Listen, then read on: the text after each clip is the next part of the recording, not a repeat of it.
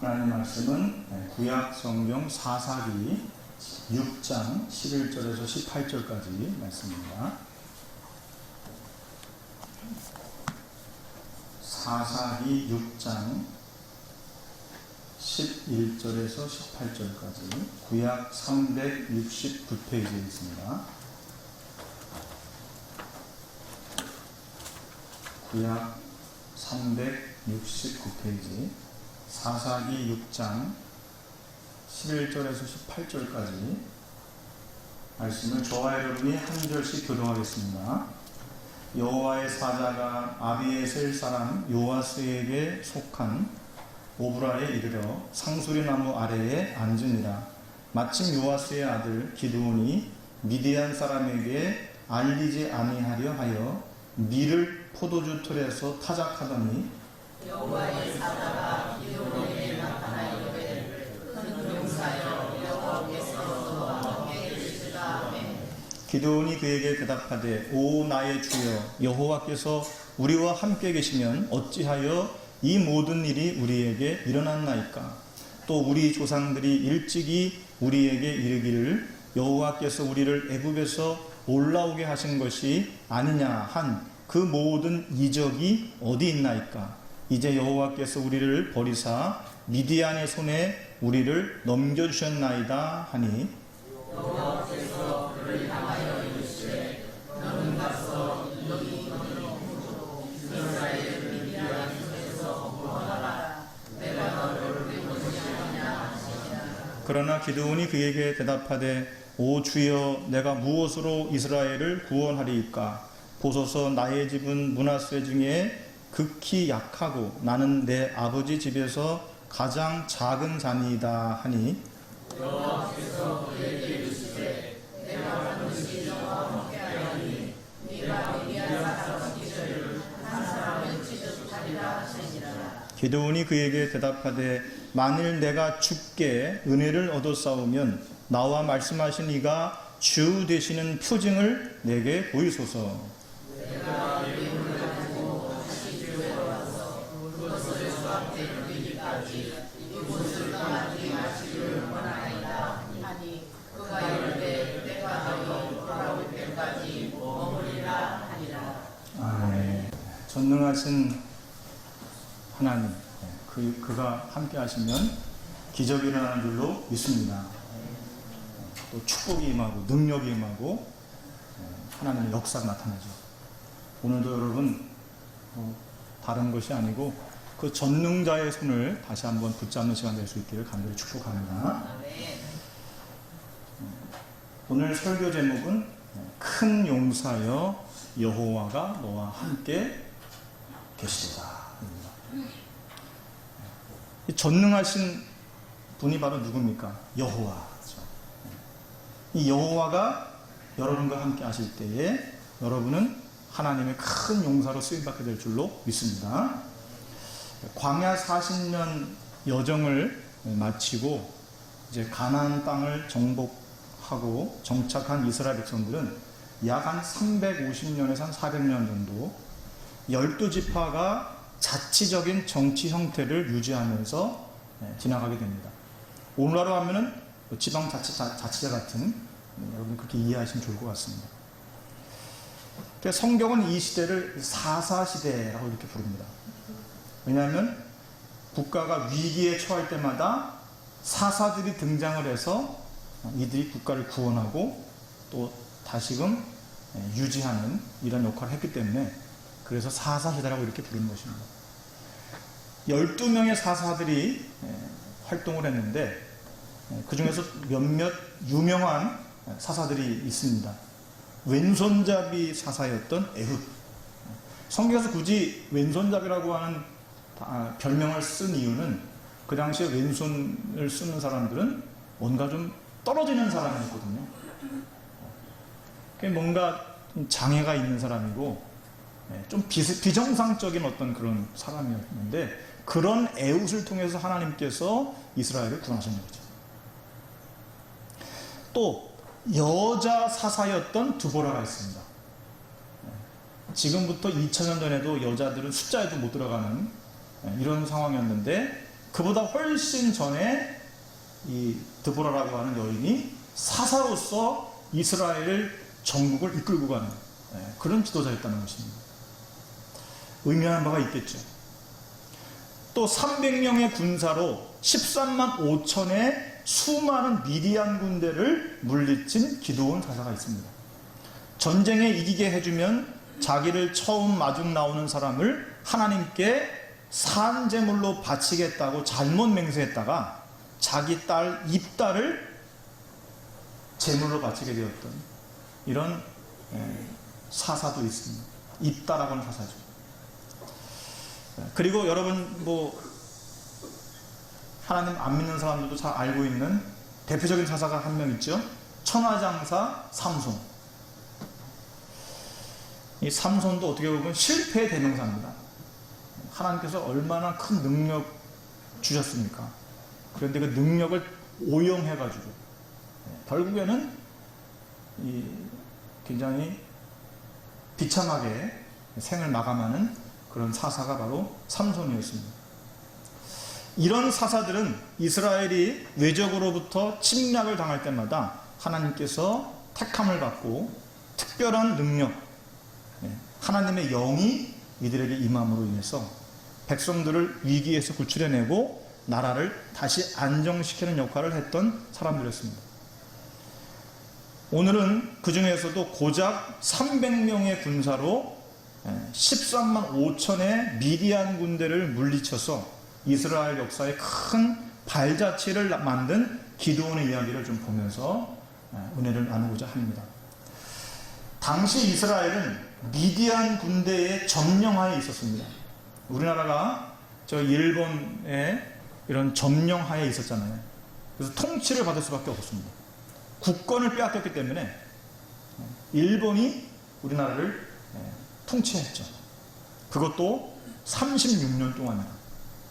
언어를 말살하고 일본 언어를 쓰도록 그렇게 강제적으로 압제를 했고, 특히 이 이스라엘도 지금 같은 경우입니다만은 우리가 농사를 해가지고 수확을 거두면은 그거를 일본이 다 뺏어갔습니다. 그래서 우리나라 사람들은 제대로 먹지를 못했어요. 농사를 하지 못해가지고 못 먹은 게 아니라 한 걸 다 뺏긴 겁니다. 수탈을 당한 거죠. 그런데 당시에 이스라엘도 미디안 군대의 점령하에 있었기 때문에 추수 때가 되기만 하면은 1년 동안 땀 흘려서 지은 곡식들을 고스란히 블레셋에게 다 빼앗겨 버렸습니다. 이렇게 날이 갈수록 정신적인 물질적인 피해가 점점 커지면서 이스라엘 백성들은 하나님 앞에 그 고통을 호소하게 됩니다. 하나님께서는 이스라엘 백성들의 그 부르짖음을 들으시고 한 사람의 사사를 택하시게 되는데 그가 바로 기드온이라고 하는 사람이었습니다. 성경을 보게 되면 하나님의 부름을 받은 기드온이 처음으로 한 일이 있어요. 25절과 26절에 보니까 하나님의 말씀을 따라서 그가 사는 성읍에 있는 바알과 아세라 우상의 제단들을 과감하게 헐어버립니다. 즉 하나님께 예배하는 일을 회복하는 걸 볼 수가 있어요. 즉 기드온은 가장 먼저 내적인 개혁, 다시 말하면 영적인 개혁부터 시작했던 걸 볼 수가 있습니다. 그리고 나서 기드온은 블레셋과의 전쟁을 위해서 군사들을 모집하게 됩니다. 이때 3만 2천 명이나 되는 군사들이 모집이 돼요. 적은 숫자는 아니죠. 상당히 많은 사람들이 나라를 구하기 위해서 전쟁에 참여하게 됩니다. 그런데 하나님은 이 전쟁은 하나님께서 승리하게 하신다라고 하는 사실을 알게 하기 위해서 300명만 남기고 모두 다 집으로 돌아가게끔 하시는 걸 볼 수가 있습니다. 사실 기드온 입장에서는 감당하기 어려운 지금 책임을 맡은 겁니다. 왜냐하면 지도자잖아요, 지도자. 지금 이스라엘 전 백성이 누구만 쳐다보는 겁니까? 기드온만 쳐다보는 거잖아요. 굉장한 지금 심리적인 압박과 부담감이 있을 수밖에 없죠. 7장 12절에 보면은 미디안의 군대는 어느 정도의 지금 병력을 가지고 쳐들어왔냐 하면은 메뚜기 떼같이 바닷가의 모래알같이 이런 표현을 썼습니다. 그리고 숫자를 보니까 13만 5천 명이나 되는 대군을 이끌고 이스라엘을 침략을 한 겁니다. 뭐 요즘 현대 전쟁도 뭐 좋은 무기, 첨단 무기가 있으면 아무래도 우세하게 전쟁을 치를 수 있겠습니다만은, 그래도 이 실제 전쟁에서 싸움을 하는 이 병사들의 숫자가 여전히 중요한 역할을 하고 있잖아요. 그래서 지금도 뭐 러시아 같은 경우는 전사자들이 많이 나오면서 뭐 18세부터 50세까지의 사람들을 징병해가지고 이번 전쟁에 동원하겠다, 뭐 이런 지금 발표를 한 상황이잖아요. 그만큼 전쟁에서 이 나가 싸우는 병사들의 숫자는 굉장히 중요한 역할을 하는 것이거든요. 그런데 지금 미디안 연합군이 무려 13만 5천 명입니다. 어마어마한 지금 대군이 몰려오고 있는 거예요. 아마도 새카맣게 보였을 겁니다. 왜? 머리통이 다 새까마니까 얼마나 새까맣게 보이겠습니까? 그러니 이 모습을 바라보는 기드온의 마음은 불안할 수밖에 없잖아요. 더구나 군사 전략가나 혹은 싸움의 전투의 경험이 풍부한 그런 장군도 아닙니다. 기드온은 그저 일개 농사하는 사람이에요. 농사. 그래가지고 오늘 여기 지금 6장도 보게 되면은 기드온이 몰래 포도즙을 짜기 위해서 저 미디안 사람들 몰래, 왜냐하면 알면 다 뺏기니까, 가지고 아주 깊은 밤중에 사람들 데리고 와가지고 그거 짜고 있었거든요. 이 사람은 뭐 하는 사람이냐면은 분명히 농사하는 사람이었다는 것을 알 수가 있죠. 그러니 뭐 아무리 군사들이 많다고 하더라도 이 사람들을 어떻게 데리고 가서 미디안 족속과 싸워야 될지를 잘 모르는 사람입니다. 전쟁에 있어서는 문외한이에요.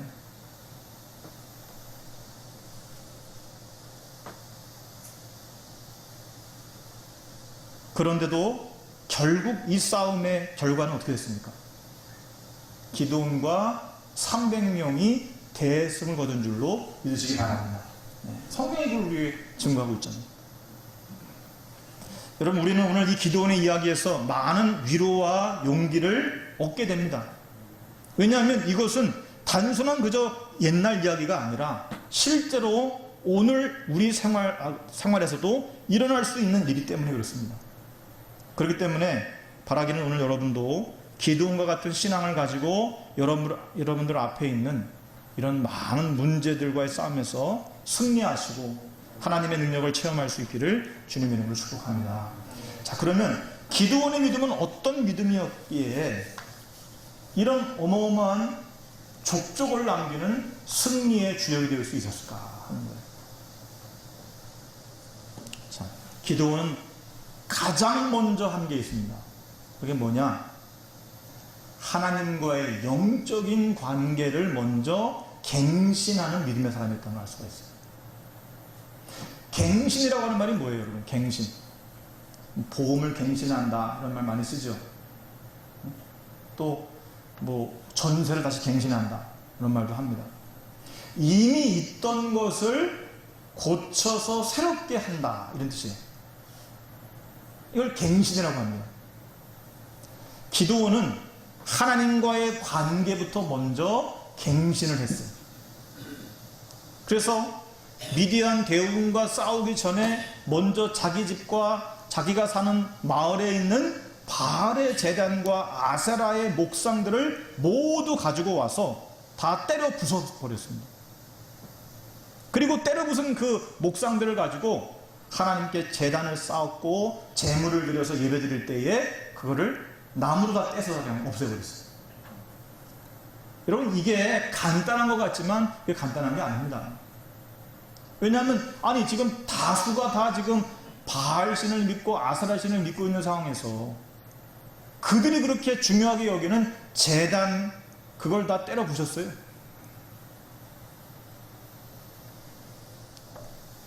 기도원도 사실은 두려운 마음이 있었기 때문에 낮에 하지도 못했습니다. 밤중에 했어요. 사람을 데리고서. 그러나 그렇다고 해서 뭐 모를 수가 있겠습니까? 엄청난 일이 지금 벌어진 건데. 그러나 기도원은 가장 먼저 내부적인 신앙의 개혁부터 단행했던 것입니다. 그것이 바로 이 승리의 출발점이었다는 사실이에요. 여러분, 이스라엘이 미디안의 압제를 받은 근본적인 원인은 뭘까요? 왜 하나님의 백성들이 저 이방 민족에게 압제와 수탈을 당할 수밖에 없게 되었을까요? 그 이유가 6장 1절에 있어요. 다 같이 한번 1절 말씀을 같이 봉독해 보겠습니다. 시작. 이스라엘 자손이 또 여호와의 목전에 악을 행하였으므로 여호와께서 7년 동안 그들을 미디안의 손에 넘겨주시니. 하나님 앞에서 또 악을 저질렀어요. 그래서 하나님께서 정신을 차리라고 7년 동안 미디안의 손에 이스라엘 백성들을 넘겨줬다 이 말이에요.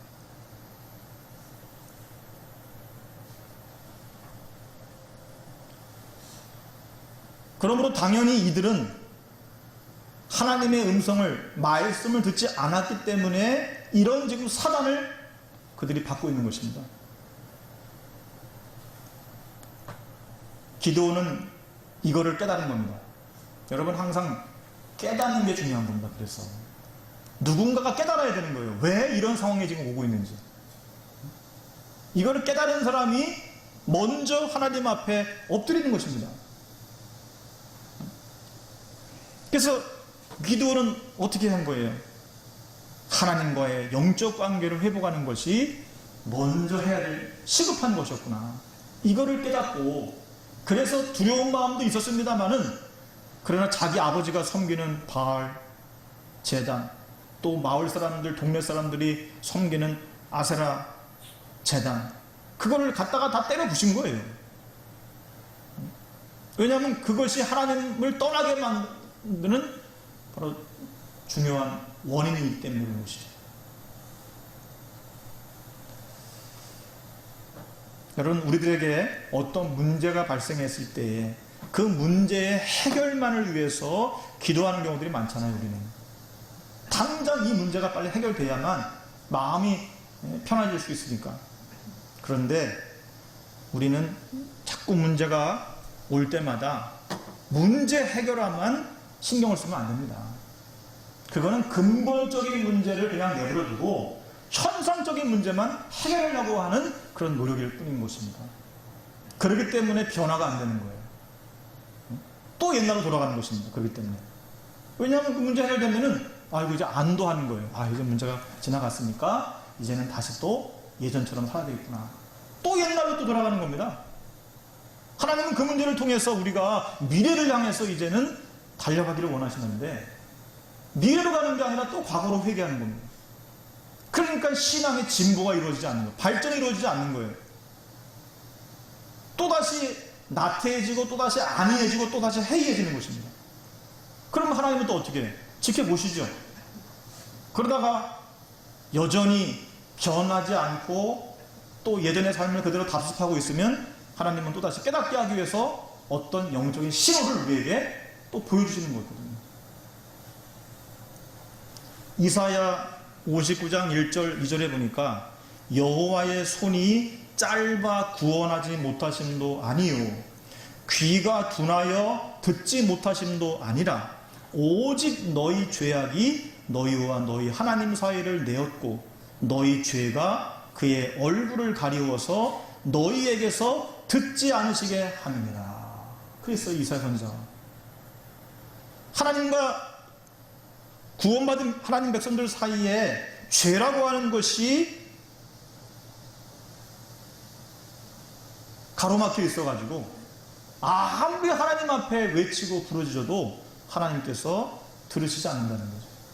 그러니까 근본적인 그 문제를 해결해야 그래야 하나님과 소통이 될 수 있는 거예요. 교통이 될 수가 있는 것입니다. 그러므로 우리가 현재 당하고 있는 고난이나 문제들을 위해서 아무리 기도해도 응답을 받지 못하는 이유는 근본적으로 나와 하나님과의 관계가 잘못되어 있거나 아니면 하나님의 말씀에 순종하지 않고 있기 때문이라고 하는 것입니다. 이거를 발견하는 것이 바로 이게 은혜인 거예요. 은혜는 다른 게 은혜가 아니에요. 내가 바라고 원하는 것이 응답이 된다고 해서 은혜가 아니라 지금 내가 하나님 안에 있는지 그거를 깨닫는 것이 그게 은혜입니다. 사실은 마치 하나님의 나라와 그의 의는 구하지도 않으면서 복을 달라고 기도하는 것과 똑같은 겁니다. 온전한 11조는 드리지 않으면서 나의 창고가 가득하기를 축복해달라고 기도하는 것과 같은 것이에요. 그게 아니 하나님과의 관계가 올바로 돼 있어야 되는데 그게 안 되어 있는데 자꾸 하나님께 뭔가를 기대하고 바라고 우리는 달라고만 하지는 않는가 하는 것이죠. 그러므로 바라기는 오늘 이 자리에 나오신 모든 성도들은 먼저 하나님의 관계를 올바로 갱신하시고 오래 약속하신 축복들을 넘치도록 받아 누릴 수 있게 되기를 주님의 이름으로 축복합니다. 두 번째는 기도원의 믿음은 어떤 믿음이었고 어떤 기도였느냐? 구원의 확신과 승리를 위해서 기도했다. 사실 처음 하나님께 기도원이 부름받았을 때에 그는 자신이 없었습니다. 그래서 13절에 보면은 기도원이 하나님의 사자에게 뭐라고 말을 했냐 하면은 오 나의 주여 여호와께서 우리와 함께 계시면 어찌하여 이 모든 일이 우리에게 일어났습니까?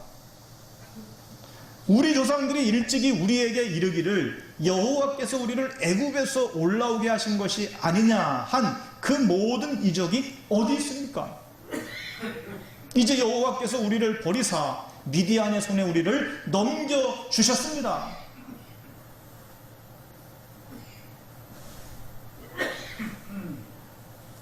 완전히 불신앙에 지금 사로잡혀 있는 것입니다. 기도원이 믿음으로 준비가 되어가지고 어떤 확신이 있어가지고 하나님 앞에 합한 믿음의 사람이어서 하나님이 기도원을 따로 기름 부어 세우신 것이 아니에요. 너무 불신앙적인 사람이고 의심 많은 사람이고 불안이 많은 사람입니다. 그런데 하나님께서 그런 기도원을 부르셔가지고 고쳐 쓰시려고 하는 거예요. 지금. 저나 여러분도 마찬가지잖아요.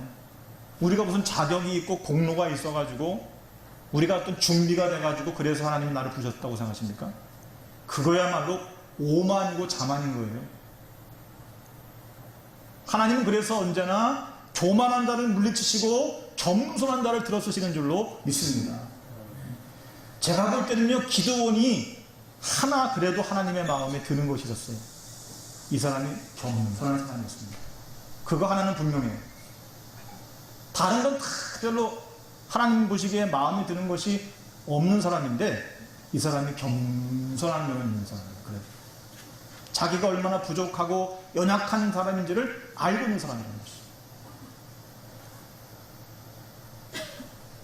하나님께서는요, 이미 오늘 16절에 보니까 내가 반드시 너와 함께하리니 내가 미디안 사람 치기를 몇 사람 치다 했어요?